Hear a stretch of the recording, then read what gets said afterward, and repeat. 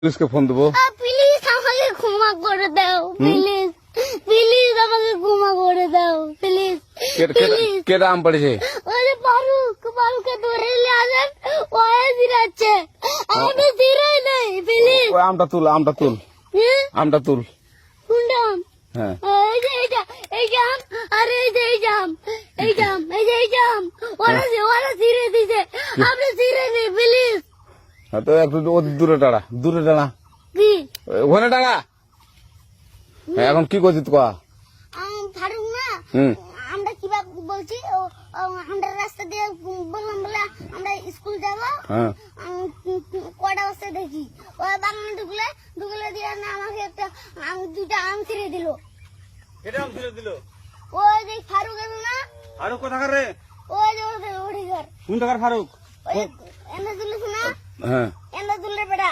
তো এখন